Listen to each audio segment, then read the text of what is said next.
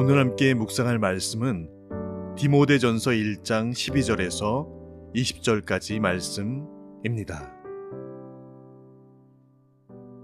나를 능하게 하신 그리스도 예수 우리 주께 내가 감사함은 나를 충성되이 여겨 내게 직분을 맡기심이니 내가 전에는 비방자요 박해자요 폭행자였으나 도리어 긍휼을 입은 것은 내가 믿지 아니할 때에 알지 못하고 행하였음이라.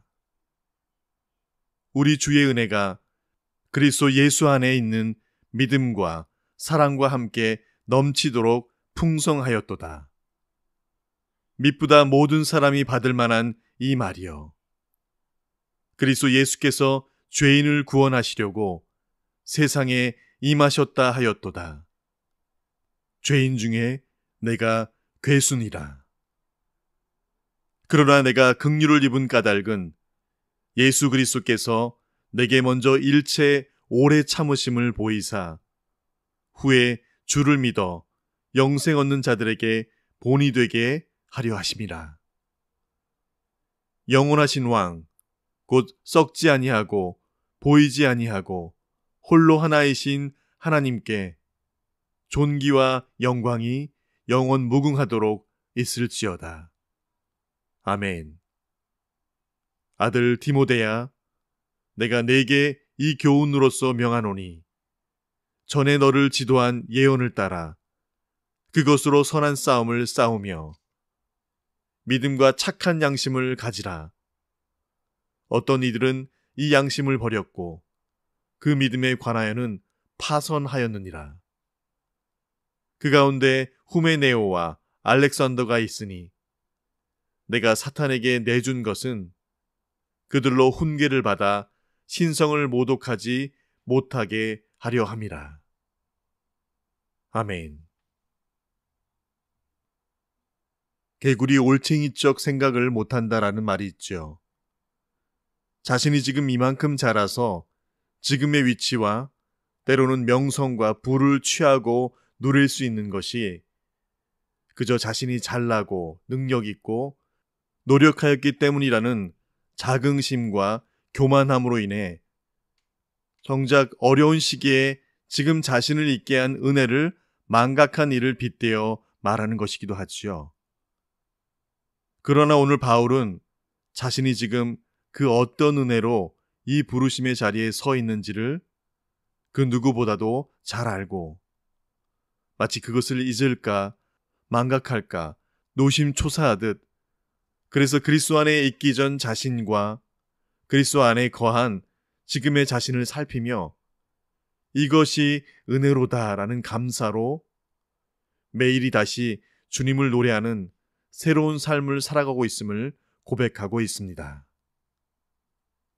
디모데에게 편지하는 바울은 이제 공동체를 섬기고 세우는 초년생인 디모데에게 자신이 그동안 그리스도 안에서 사람을 세우고 교회를 세우며 경험한 것들을 나누면서 그 무엇보다도 하나님을 섬기는 자들이 무엇에 어디에 가장 먼저 기초되어 있어야 하는지를 밝혀주고 있는데요. 첫 번째로 그 기초를 위해 12절에 그는 자신을 부르신 이가 누구인지를 확인시켜주고 있습니다. 바로 그리스도 예수께서 자신을 부르셨기에 지금 이 직분을 감당케 되었다고 밝힙니다.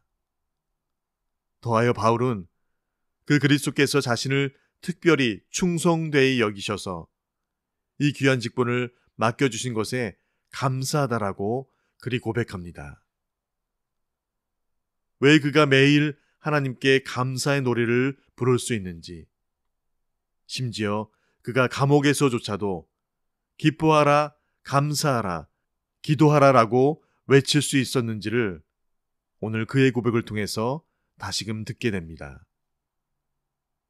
두 번째로 하나님을 섬기고 공동체를 섬기는 자의 기초는 그는 자신이 어떻게 구원받은 자인지를 매일 상고하고 묵상한다는 것에 있다고 합니다.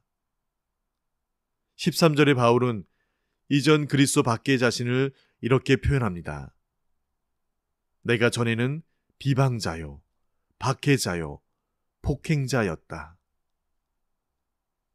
14절에 그런데 바로 주님의 그 은혜가 나를 그리스도 예수 안에서 믿음과 사랑에 넘치도록 하게 하셨음을 밝히고 있습니다. 바울은 예수를 핍박하고 그리스도를 따르는 성도들을 잡아가두고 죽이던 이였는데 지금 그리스도 안에서 주의 은혜로 말미암아 그들과 함께 믿음과 사랑으로 넘치게 하시는 풍성함에 거하여 있다라고 그리 말하고 있죠. 바울은 이것을 자신이 하나님의 긍휼을 입은 것이라고 그리 표현합니다. 13절에도 그리고 16절에도 우리가 죄인 되었을 때 은혜를 입을 자격이 전혀 없는 우리가 그리스도 예수로 말미암아 그 피로 죄값을 지불해 주심으로 그 대속의 은혜를 입은 것이라는 의미를 하나님의 긍휼을 입은 것이라 라고 그리 말합니다. 우리가 잘 아는 대로 그냥 하나님 편에서 무조건적으로 부으시는 헤셋, 바로 그 은혜이지요. 조건 없이, 아니 받을 수조차도 없는 가운데 있었던 그러한 자가 성은을 입은 것이지요. 은혜를 받을 자격도 안 되는 그런 자가 그 은혜의 중심에서 풍성함으로 하나님의 긍휼의 옷을 입었다라고 그렇게 자신이 어떻게 구원받았는지를 고백하고 있습니다. 나는 이런 자였어. 그런데 주의 은혜로, 주님의 전적인 그 은혜로 전혀 다른 자로 거듭나게 하셔서 지금 나를 충성되이 여기시는 그 주님 앞에 감히 이 사도의 직분을 감당하고 있노라 라고 그렇게 디모데에게 다시금 확인시켜주고 있습니다. 바울은 지금 이 두 가지를 다시 디모데에게 간증하면서 하나님을 섬기고 공동체를 섬기는 자가 기초하여 있어야 할 것이 바로 나를 부르신 분이 주 예수 그리스도이시고 내가 지금 구원받은 자로 긍휼을 입고 이 직분을 감당토록 한 것은 그저 전적인 하나님의 전폭적이고 무조건적인 은혜라는 것에 굳건히 두 발을 딛고 서 있어야 함을 간곡히 일러주고 있는 것이지요. 이것에 기초하여 15절에 미쁘다라는 그런 형용사를 통해서 기록하여 표현하고 있는 디모데에게 이 믿음과 신실함에 대해서 기억하도록 하고 있는데요.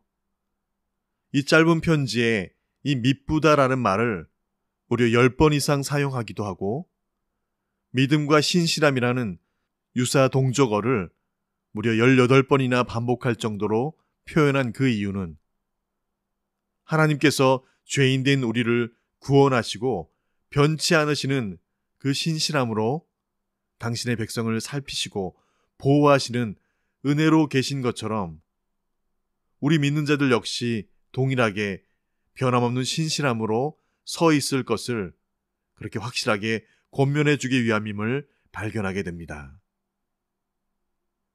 죄인된 우리가 지금 이곳에 서 있는 것과 안으로 밖으로 크거나 작거나 상관없이 우리가 주님의 몸된 공동체에서 우리에게 맡겨주신 일들을 감당토록 하게 하신 것은 바로 하나님의 신실함 속에서 그 구속의 은총을 입었기 때문임을 바울은 디모데에게 그의 진심을 담아 강권하고 있음을 오늘 편지글에서 캐내어 다시금 묵상케 됩니다.